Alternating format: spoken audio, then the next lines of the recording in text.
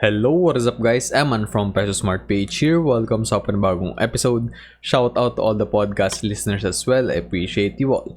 Today, we're gonna take a look at what happened sa stock market last week and we're gonna read up on some stock market and corporate news. First up, silipin natin yung most active na stocks na na-trade last Friday. So, naunguna dyan yung SMPH, then sumunod si ASEN, and then Ali, BDO, and then andyan pa rin sa top 5 yung Monde. Then index summary naman tayo, yung PSEI is up ng 4.47 points. So yung changes hindi naman ganun ka-significant but it's still up. So 0.07% yung change. Nag-close siya at 6,796.34 and then yung all shares, lahat ng stocks sa PSE nasa 4,108.59, up yan ng 4.57 and then yung percentage change is nasa 0.11%.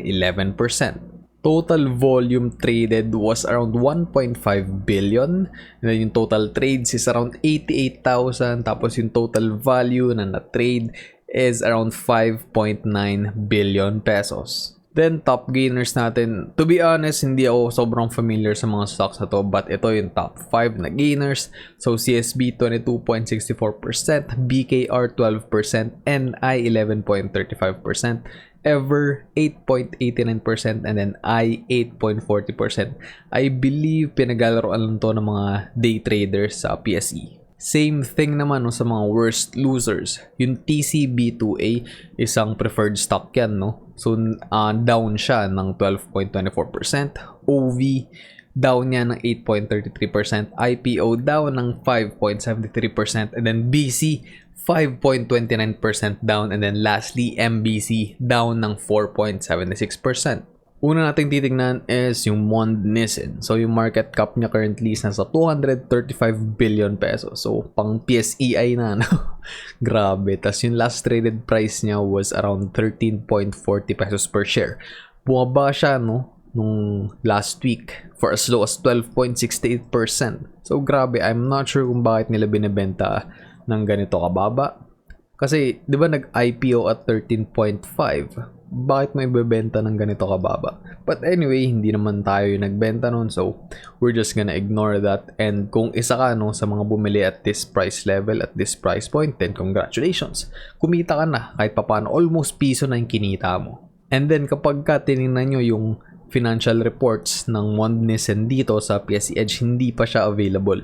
So you can just go sa website mismo ng Monde to check yung financial report nila. Then syempre, meron tayong article galing sa BusinessWorld. Monde bets Americans will dig corn's alternative chicken. So yung corn kasi, isa yung product ng Monde and alternative protein siya. So hindi talaga siya like galing sa animal, yung protein na to. Monde Corp will use some of its $1 billion initial public offering proceeds to expand its Corn Foods Limited fake meat business. Grabe naman yung fake meat, but yeah, it's fake meat. pero mo sabihin na meat alternative business in the US, the world's biggest market by far for plant-based and alternative food. So, di ba? Alternative food. So, maganda. Di ba sinabi ko naman sa inyo na hindi lang sa Philippines yung market nitong Monde. So, I really believe na magbibigay sila ng dividends moving forward. And I think this is a good development para sa kanilang business. Yun lang naman talaga yung mahalaga dito. You can just read up itong buong article. Check out nyo yung link dyan sa baba para malaman nyo lahat ng details. Then next up naman, ABS-CBN lenders reach standstill deal. Kasi kung alam nyo, di ba last year nga, na nawala ng franchise and na-deny yung renewal ng franchise ng ABS-CBN. So, malaking dawok yun sa business sila kasi paano sila makakuha ng advertisers? Wala. I mean, meron pa rin siguro, di ba? Like, siguro may bumibili nung parang advertisement sila sa kanilang, for example, mga social media pages sa YouTube. So, they are still profiting from that. However, yung business model talaga nila is para sa free media, para sa free TV. So, dun pumapasok yung malalaki talagang advertisers, no? Lalo na dito sa Philippines. Although, yes, laganap na yung social media advertising, lalo na sa Facebook, di ba? Meron din sa Instagram, meron din sa Twitter. So kahit laganap na yun, malaki pa rin talaga yung market nung advertising sa traditional media and sa free TV. Kasi nga 'di ba, free TV as the name suggests. And karamihan pa rin sa mga Pilipino is talagang nanonood pa rin ng TV. Yes, malaking part na rin ng population natin or like meron ng phone and like talagang involved na sa social media, pero iba pa rin yung feel nung free TV, lalo na sa mga rural areas, sa mga areas na hindi pa rin talaga naaabot ng internet or hindi maganda or hindi stable yung connection ng internet nila. So yan, nag-reach nga ng standstill agreement doon sa mga existing lenders itong ABS-CBN. So sabi sa disclosure galing sa PSE, the existing lenders of the company today agreed to make its standstill agreement with the company effective, not to declare any event of default or to exercise any rights or remedies under existing loan agreements after compliance by the company with the lender's condition of the creation of a mortgage and security interest over certain assets of the company. The standstill agreement addresses the issue of the non-renewal of ABS-CBN's broadcasting franchise, which the company was required to maintain under its loan covenants. So yun, syempre 'di ba, ang mga business meron silang kanya-kanyang utang. And sa part ng ABS-CBN, medyo malaki yung kanilang mga long-term debt. Papakita ko sa inyo dito.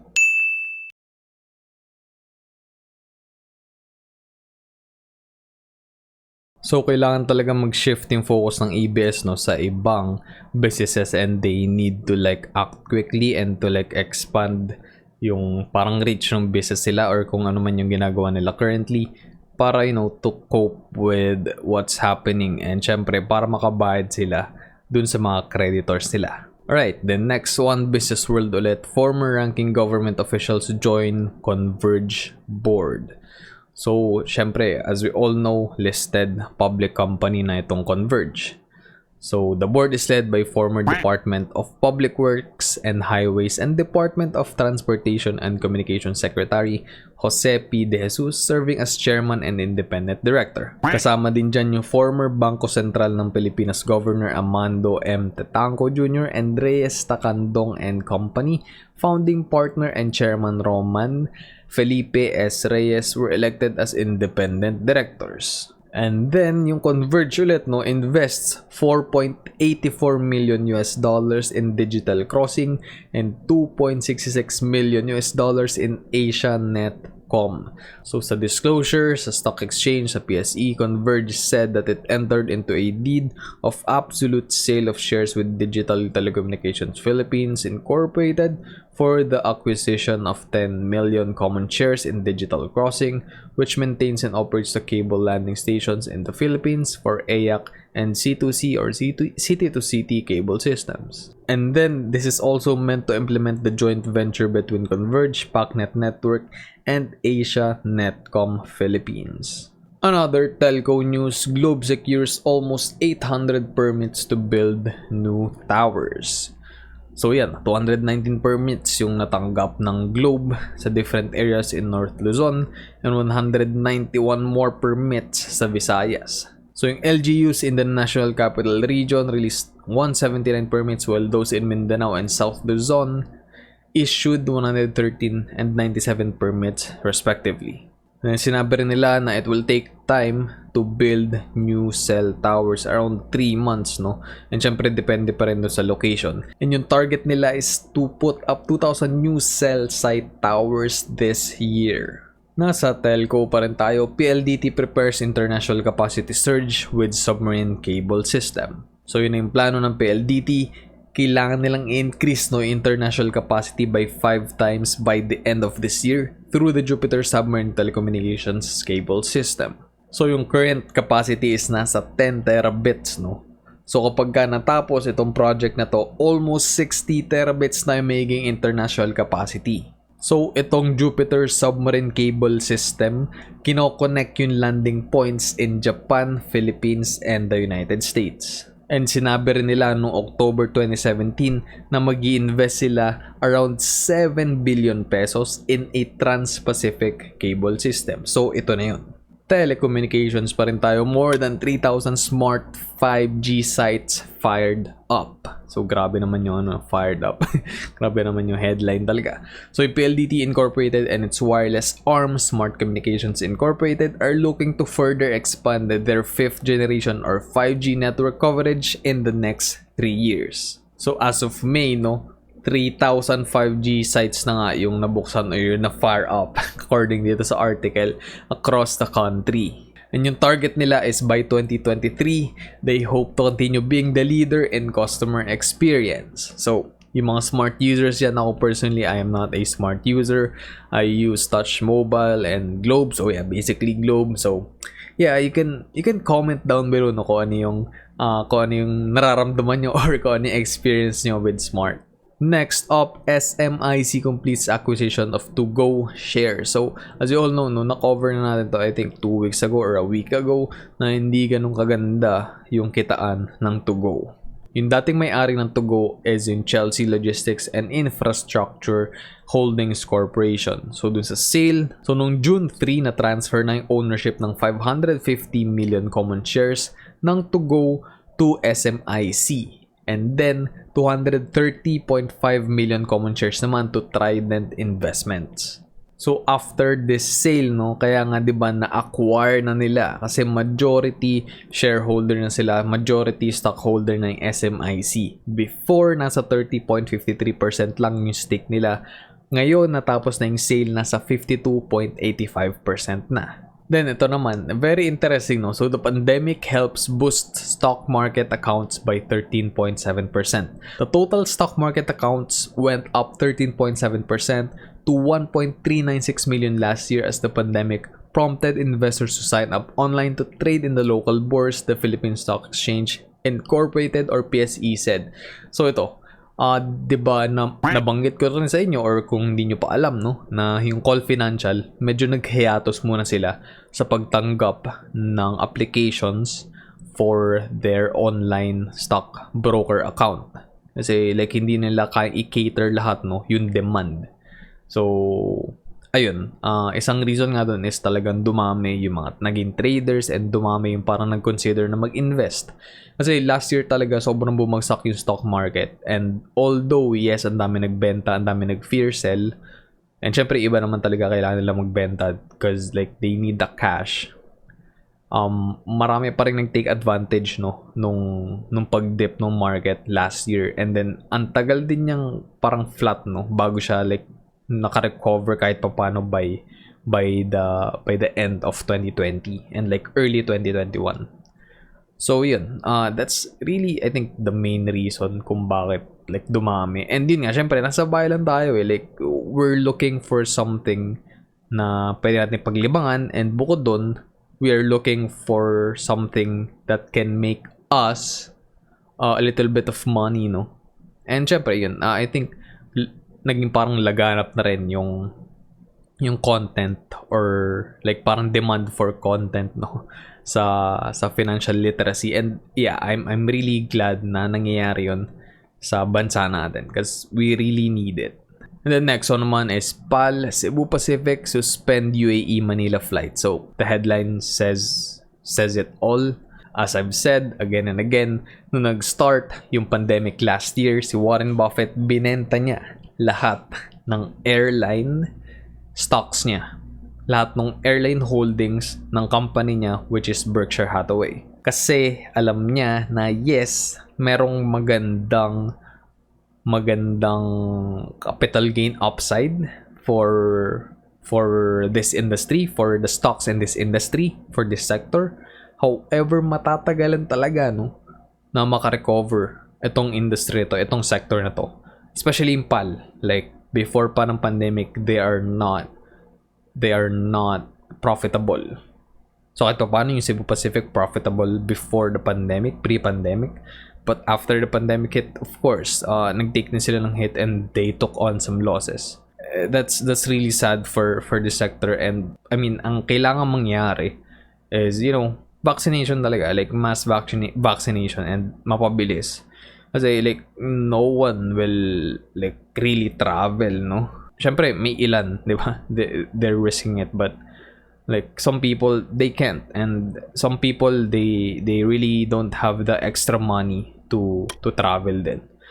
So yun talagang kailangan vaccination para makarecover yung economy, yung mga businesses, whether it's big or small.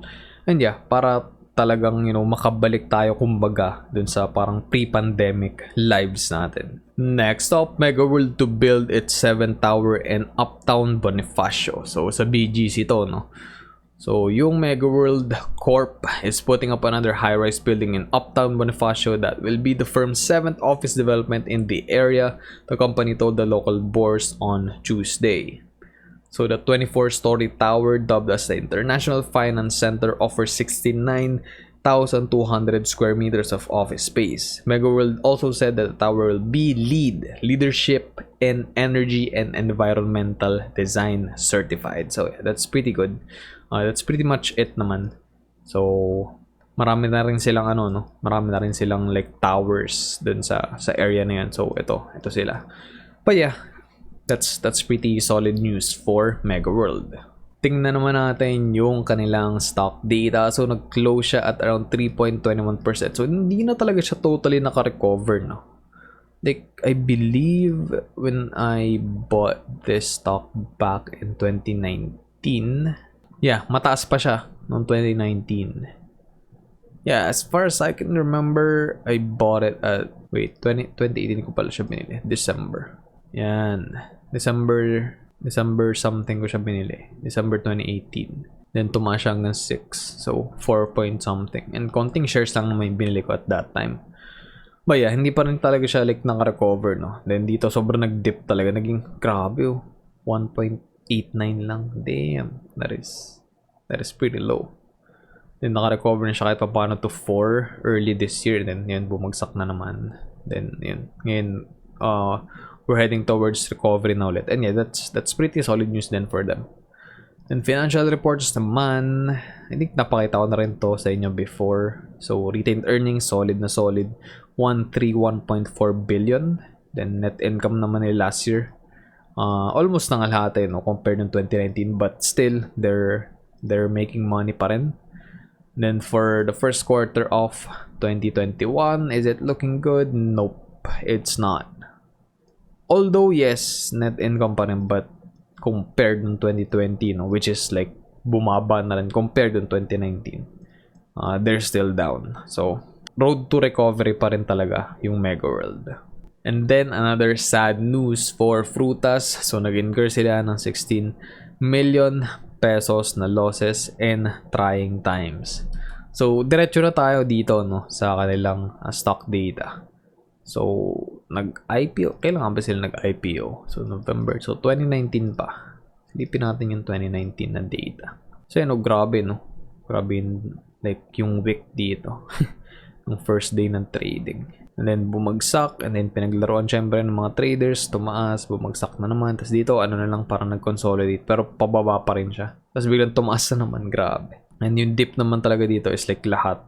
Yan, nangyari. Then tumaas na nga siya. Kumbaga parang nag-recover ng konti for a while. Then consolidation, sideways, and then yan, tumaas na ulit. And ngayon parang we're on a consolidation phase na naman. And then yung financial report talaga hindi ganun kaganda, no?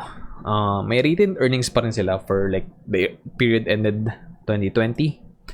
So 196 million pa rin yan. However, yung net losses nga nila is around 48 million pesos.